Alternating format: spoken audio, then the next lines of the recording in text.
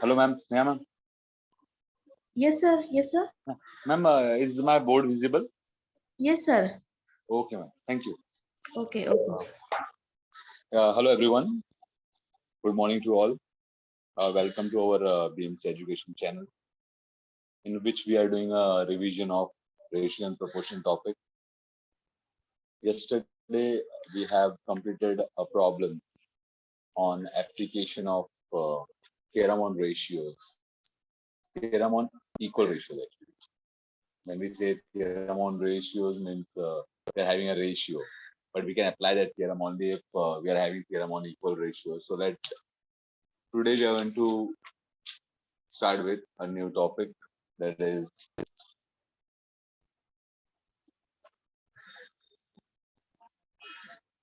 continued proportion. Actually, it is a subtopic of a topic, ratio and proportion in continued proportion. If we are saying if A, B,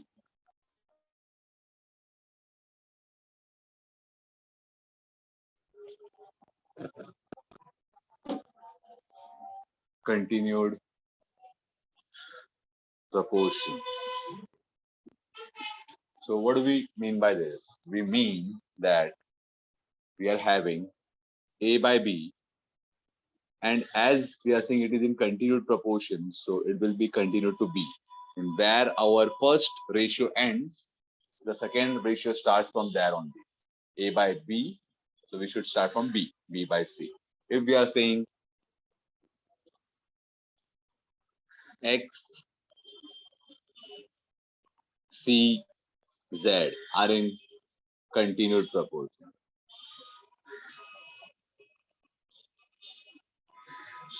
what do you mean by this? We mean that X by C is same as C by Z. So this is the meaning of continued proportion. Where our first ratio ends, our second ratio starts from that number only. So if we are having three numbers in continued proportion, means we will be appearing two times. If we are saying X, C, Z are in continued proportion, means C will be appearing twice. Whichever number appears in between, it will come twice. Now,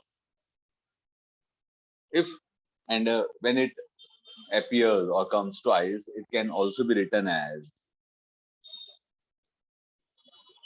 X into Z is equal to C into C. I am taking a terms to their opposite side. Means the C present here, I have taken it to right hand side. C present on the Z present on the right hand side, I have taken it to the left hand side. So what I got, X into Z is equal to C into C. So I got C square is equal to X into Z is as X into Z. Similarly, for A by B is equal to B by C, here we are having B appearing twice. So we can write this as A into C is equal to B into B. Means B into B can be written as B square is equal to A into C. As we are changing their position, you can write that as. So now, as we have got the equation B square is equal to AC, in this, whenever A, B, C are in continued proportion, whenever A, B, C are in continued proportion, we'll be saying B is a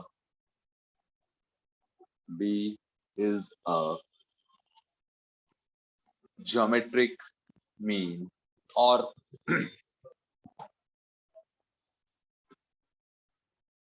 geometric mean, or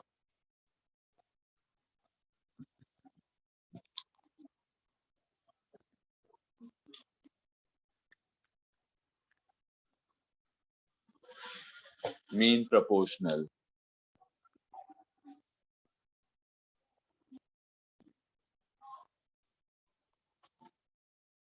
Mean proportional of A and C. Similarly, as we have done it on ABC are in continued proportion. Similarly, if we'll be discussing or talking about X is Z, then we'll be saying that C is a geometric mean. C here, C in this case, when X, C, Z are in continued proportion, C is a geometric, very important. We are going to use this in a problem. C is a geometric mean or mean proportional of X and Z. So this is very important. We'll be using this concept to solve our coming problem. I will generalize this as well. This is for understanding what do you mean by continued proportion and what do we call to the term which appears twice. That will be called as geometric mean of the remaining term, two term, or mean proportional, you can say. In problems, they might be using geometric mean or mean proportional sometimes.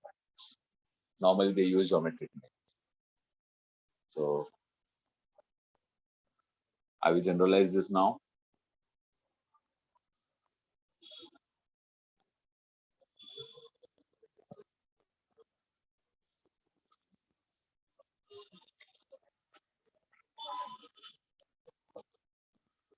Say, if we are having a term,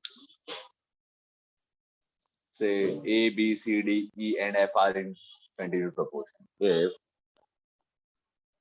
A, B, C, D, E, and F are in continued proportion.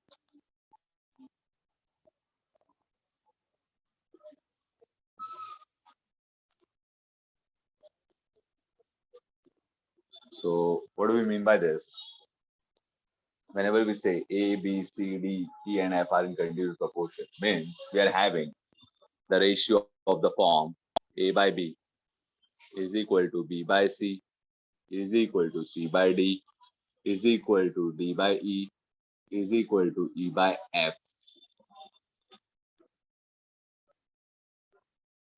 So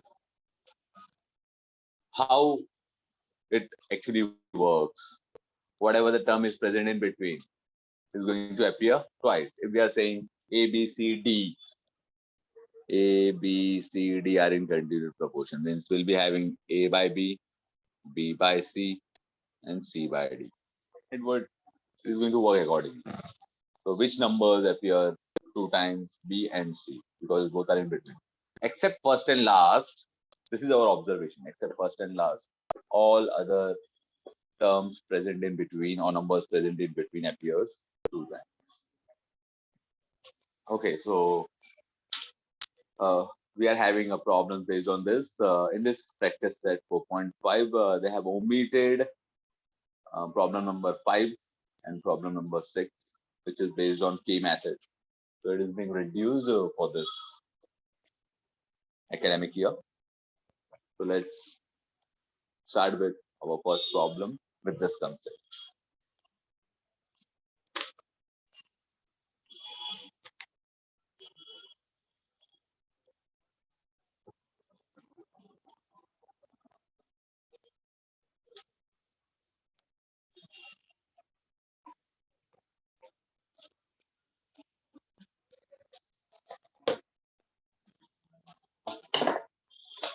So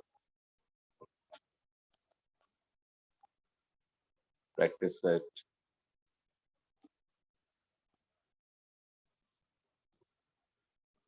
4.5, question number 1, solution. What is given?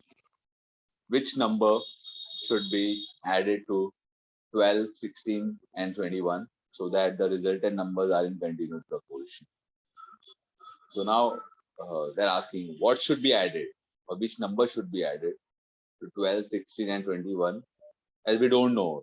Sometimes when we uh, come to a situation where we don't know some variable, or they're asking us to get the value of percentage of a student, or percentage of father, percentage of mother, and as we don't know, we assume it to be x, and after assuming it to be x, we proceed with the given condition. So similarly here, as we don't know what is that number, so we will be assuming that let the number added to each of the given number be x. So solution, let the number x be added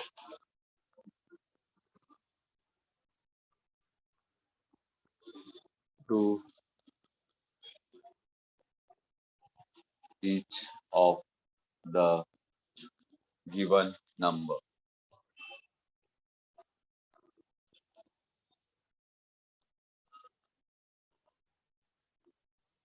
I can say as it is more than one, we'll be writing numbers.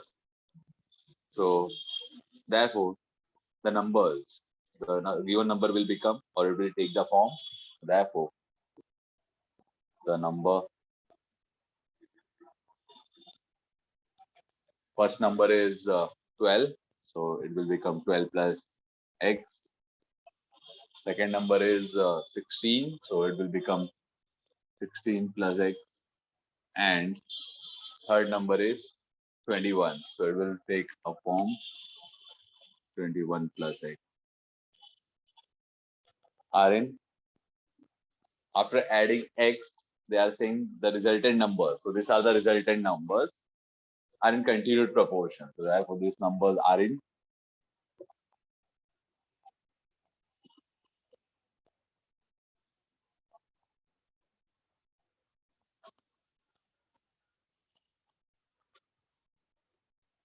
therefore, the numbers 12 plus x, 16 plus x, and 21 plus x are in continued proportion.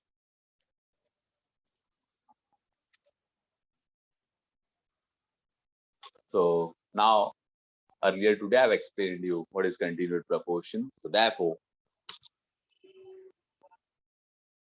what we are having, we'll be having 12 by x upon 16 plus x is equal to 16 plus x divided by 21 plus x. So this we are having. What we need to do, just as we need to apply theorem on equal ratios in this, we can solve it by taking a cross multiplication of the terms present on left hand side to right hand side. As it is in the form of division, it will be taking a form of multiplication. But I feel like as we have studied a theorem on equal ratios, so we can apply that. So let's assume this to be k. Each ratio is equal to k. So after getting the value of k, we can equate that k to any one of the ratios and get the value of x. Let's see how to. Yesterday we have done that problem. I hope you have practiced it well. So therefore, by theorem on equal ratios, each ratio, earlier we used to write each ratio, but we have assumed it to be k, so we'll be taking k. K is equal to 12 plus x.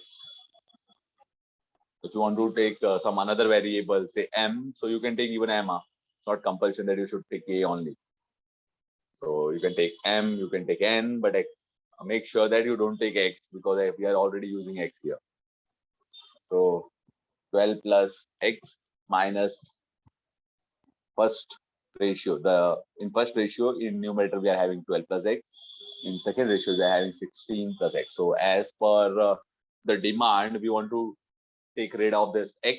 We don't want x in my expression, so we'll be subtracting it. 16 plus x divided by 16 plus x minus 21 plus x. So hope you have understood. We have applied by theorem on equal ratios.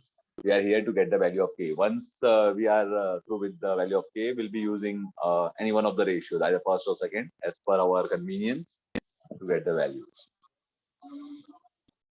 So after solving this, open the bracket, 12 plus x minus 16 minus x divided by, after opening a bracket, if we are having a subtraction sign outside of a bracket, it changes the sign of all the terms present inside the bracket. If it is plus, it will become minus. If it is minus, it will become plus, and so on. 16 plus x minus 21 minus x. So the terms present with opposite sign cancels each other. We can see that plus x minus x cancels each other, plus x minus x cancels each other. So 12 minus 16 gives me minus 4. 16 minus 21 gives me minus 5, as minus minus present in numerator and denominator cancels each other. So I got the value of k as 4 by 5. So I'll be writing here. So hope it is visible. If not visible, then leave it. I'll write it on the top.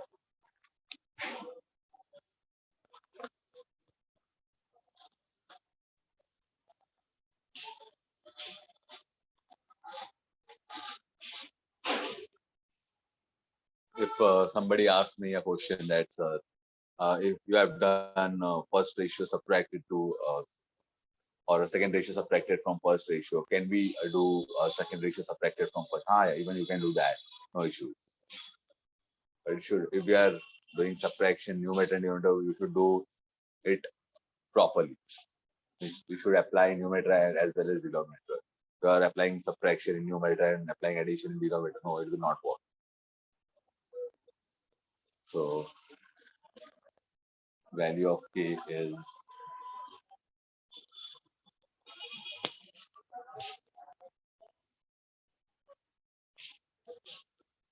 4 by 5. So as we have got the value of k and we have assumed that each ratio is equal to k, so we can use it. So therefore, I'm selecting first ratio uh, because numbers are smaller and it is very convenient. Even we can try it by second, no doubt. So therefore, 12 plus x upon 16 plus x is equal to k gives me what? Now I will be substituting the value of k. Each ratio is equal to k. So I have shown that how we got this. We have assumed or we have said that each ratio, or you can say here, let, if you're getting confused. So therefore, 12 plus x divided by 16 plus x is equal to value of k is 4 by 5. Now it's very simple for you. We have done this type of calculation yesterday.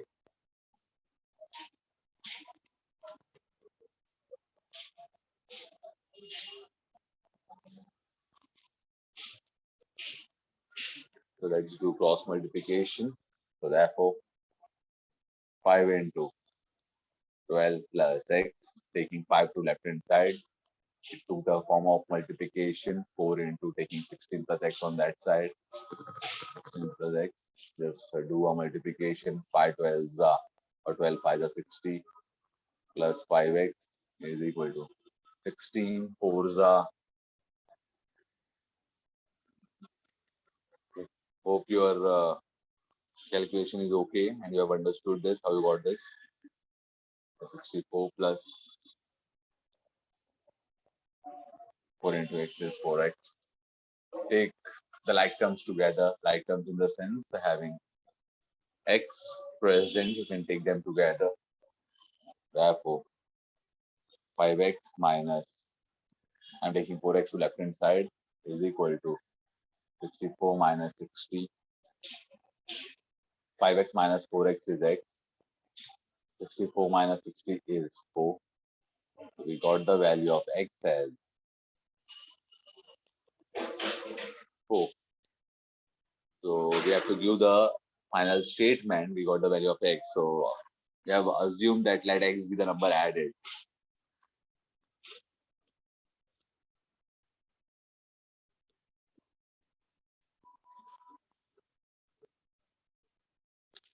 So therefore, 4 should be added. Actually, we have changed the question. In question, it was subtracted. There was a mistake because we are getting a problem while doing calculation. So we have modified it to added. Just make a note. Therefore, 4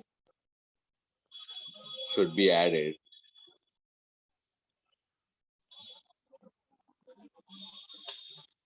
4 should be added to each of the given numbers.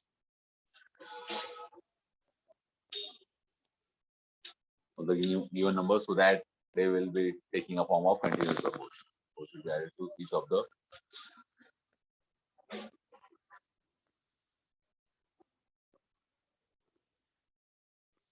4 should be added to each of the given numbers. Yes. So we have completed first problem. Now let's move to second problem. Here they have directly given that 28 minus x is the mean proportional of, and I've discussed with you earlier today that geometric mean is same as a mean proportional. The number which appears twice is called as geometric mean or mean proportional of the remaining two. Okay, let's move.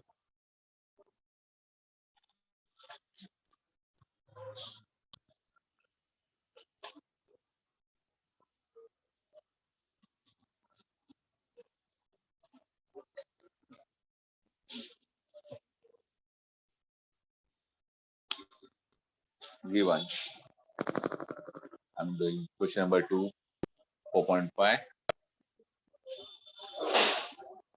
solution.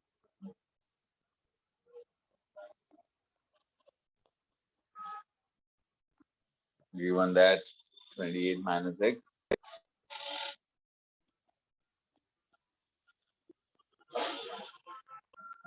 is the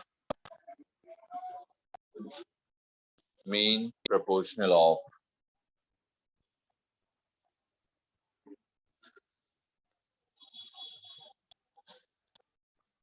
the mean proportional of 23 minus x and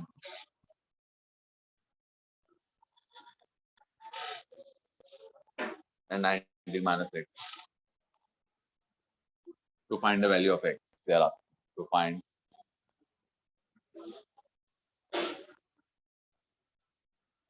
value of x. Or we can simply write x equal to question mark.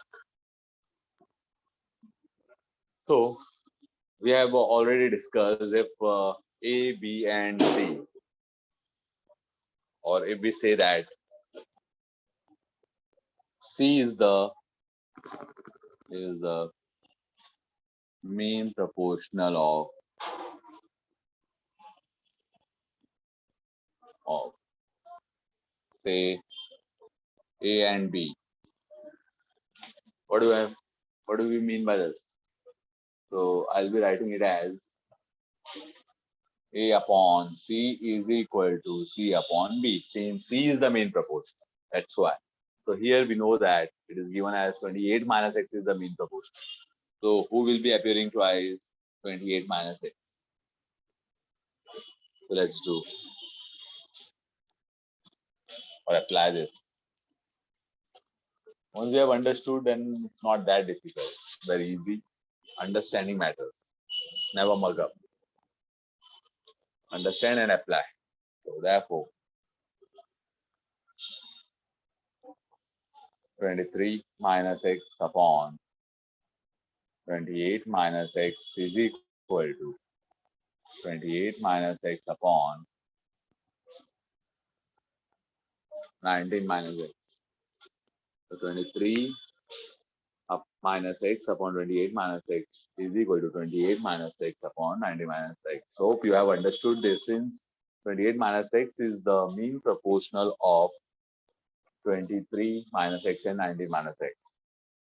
Now, we are having two methods to solve. Once you can, actually there are many methods. You can do cross multiplication. You can assume k, get the value of k, or you can do dividendo. By dividendo, it will get cancelled, but by componendo, I don't think so. It will get cancelled because having same sign. So let's apply dividendo. Therefore, by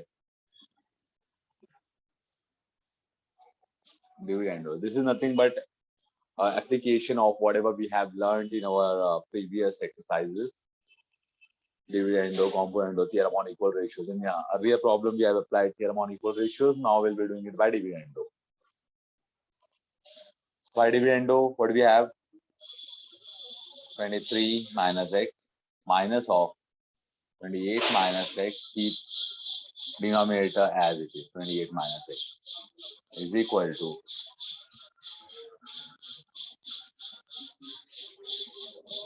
28 minus x minus of 19 minus x whole divided by 19 minus x.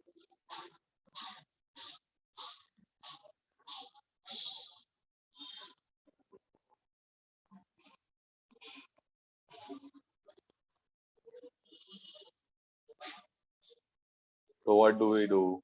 Just open the bracket. 23 minus x. After opening a bracket,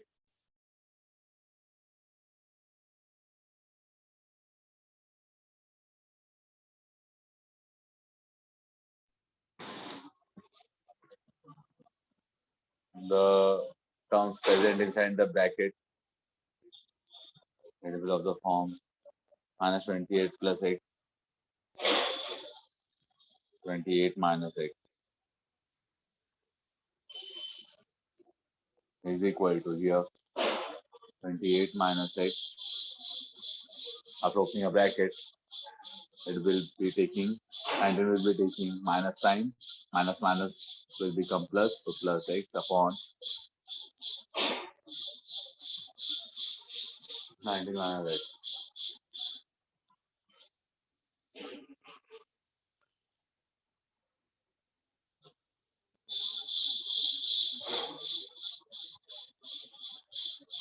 Just solve this.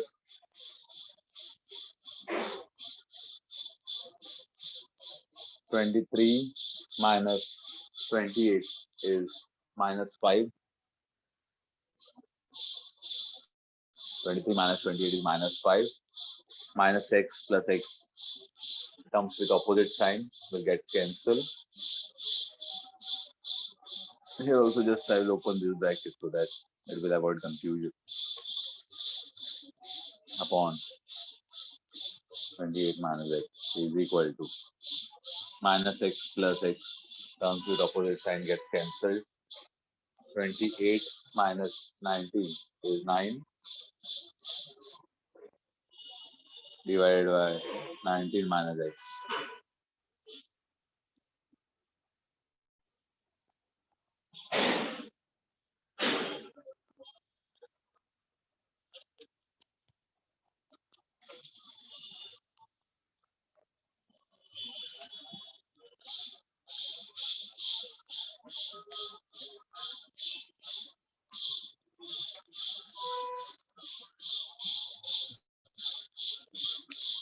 So what do we get from this? We got minus 5 upon 28 minus x is equal to 9 upon 90 minus x. Hope this is clear to you. Just take a cross multiplication. So minus 5 into 19 minus x is equal to 9 into 28 minus x. What we are doing here? We are taking the terms present on left hand side to right hand side and right hand side to left hand side. So the division took the form of multiplication. Now we will just do the multiplication. 19 5s are 95. So minus 95 minus minus plus. So 5x. So this is clear. Is equal to 28 into 9 is 252 minus 9 into x is minus 9x. Now what we will do? We will, as we normally do, we will take the like terms together.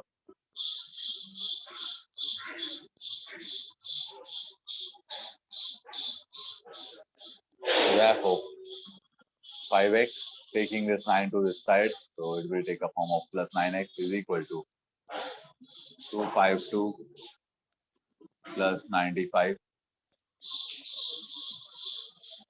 Therefore, 5x plus 9x is 14 is equal to 252 plus 95, 347.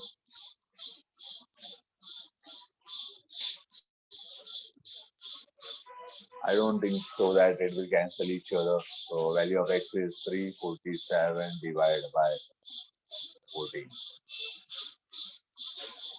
So the final statement will be the value of x is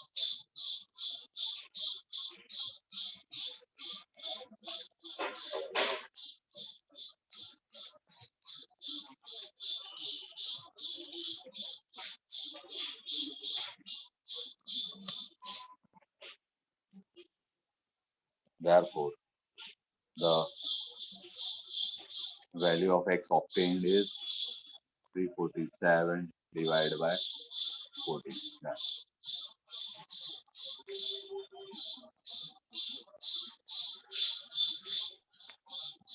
So we have completed this problem also.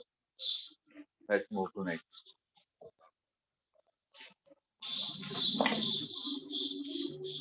Three numbers are in continued proportion whose mean proportional is 12 and the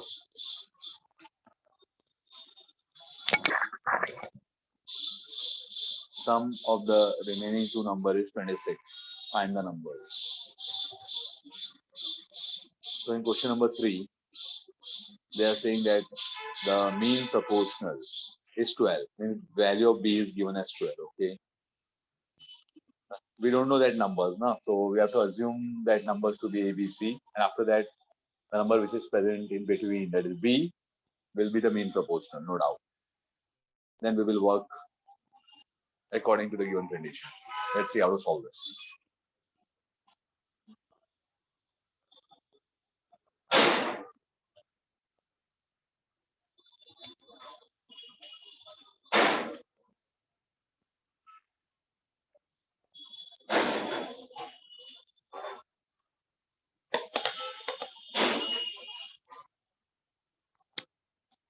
Solution. Question number 3.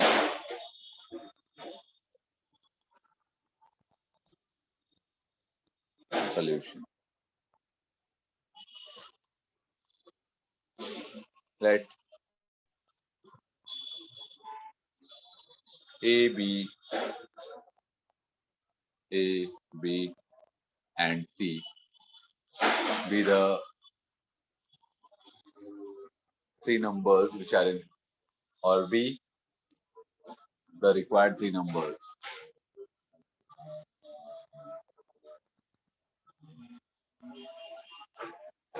Required three numbers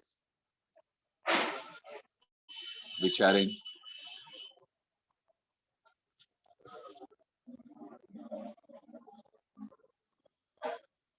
continued proportion. Okay. So this is a requirement. We need to get the value of A, B, and C. So now therefore, given that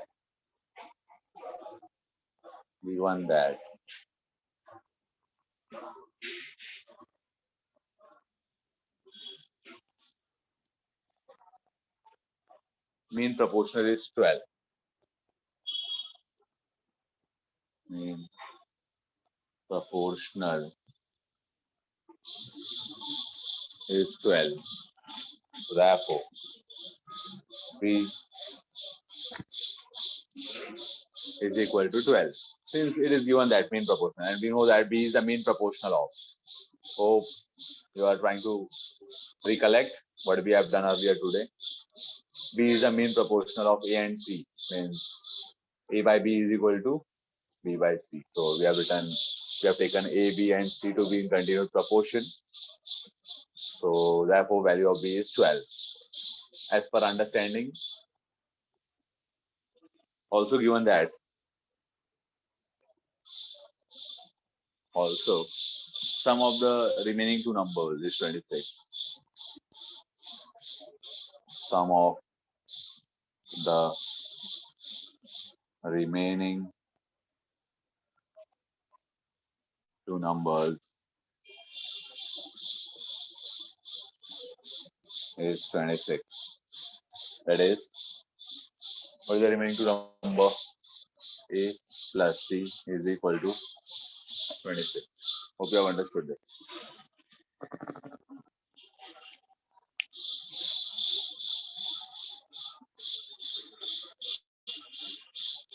Now, from here, what we can do?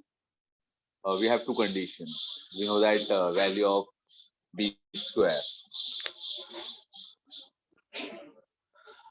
We have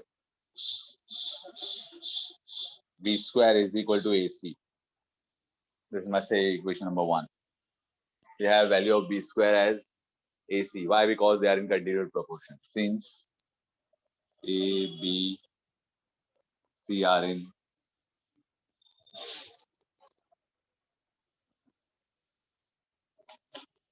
continuous proportion.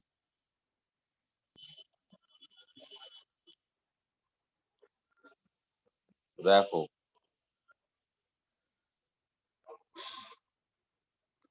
B is 12, so this will be 12 square is equal to AC.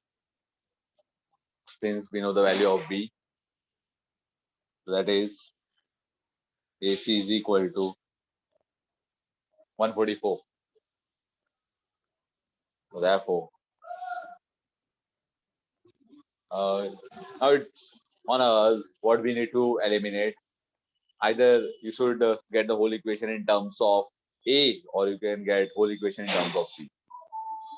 So let us eliminate A then. I will be taking value of A from here, 144 divided by C. We will substitute this value in equation number 1.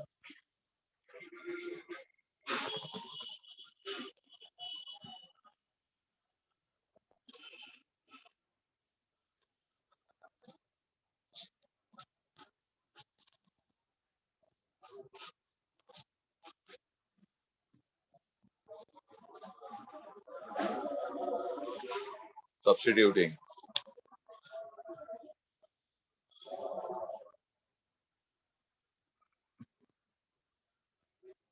C is equal to, sorry, A is equal to 144 divided by C.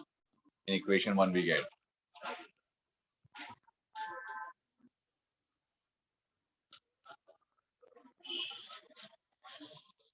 What do we get? 144 upon C plus C is equal to 26.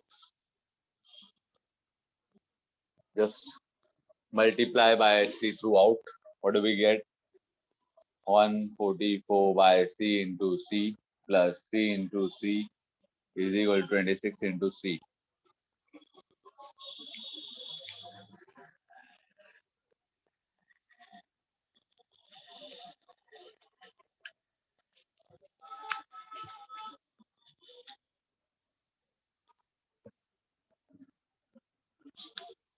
We get CC gets cancelled. What remains? 144 plus C square is equal to 26C.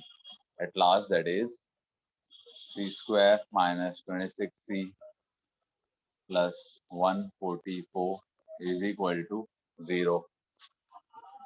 So, in which table do we get 144 means we want a table of, or you can say combination of two numbers after taking a product which gives me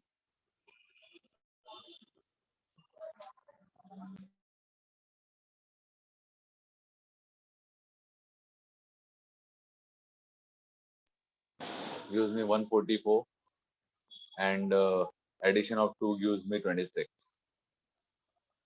So therefore c square,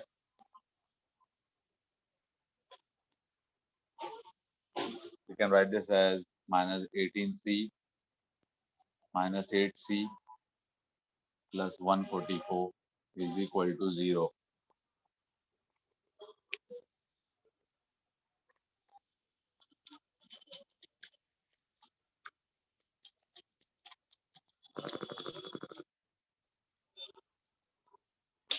Hope you have understood this. Now we can, this is a quadratic equation we have done, just need to apply. So here what we can take common,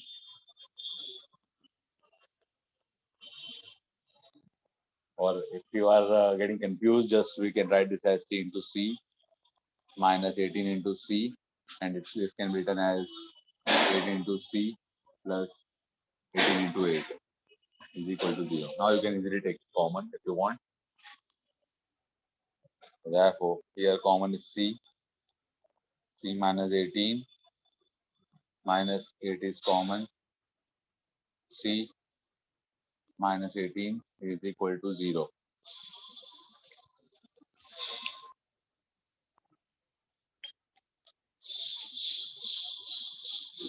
As we have closed the bracket, yes, it was the addition here, I know. Let's discuss that in detail. Say we are having minus of a plus b. After opening a bracket, it will take a form of minus a minus b. So it's a vice versa case. If you just close the bracket, it will change its sign if minus sign is present outside. So here we were having minus sign outside. So as I have closed the bracket, this addition gets converted to minus, and both the terms present should be same, or else it will create a confusion. So therefore, c minus 18 is common, take it outside, but remains c minus 8 is equal to 0. Therefore, c is equal to 18 or c is equal to 8. So we got the value of c to be 18 or 8. Therefore,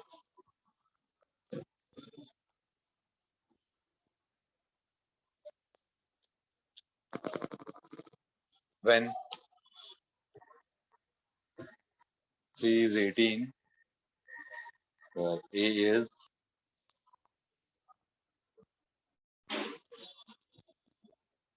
we are having a plus c as 26, so we can take c a to be 26 minus c. So here 26 minus 18, answer will be what? When c is 8, a will be 26 minus c, which is 26 minus 8, which is 18.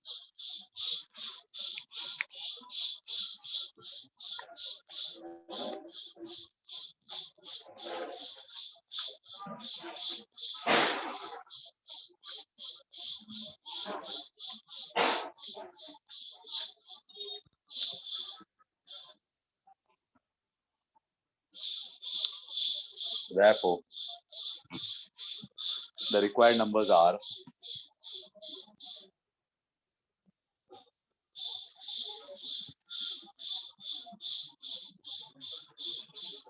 first we got it as value of a as 8, so we'll be writing 8 and b was 12 and c was 18, or the required numbers are, which will be in continued proportion according to the condition, 8, 12, 18 or 18, 12 8. So we have completed this problem. We'll discuss the remaining problems in next lecture, and we'll discuss some MCQs. Yes, everyone. Thank you.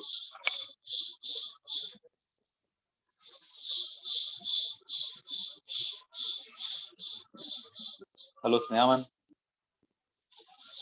Yes, sir. Yes, ma'am.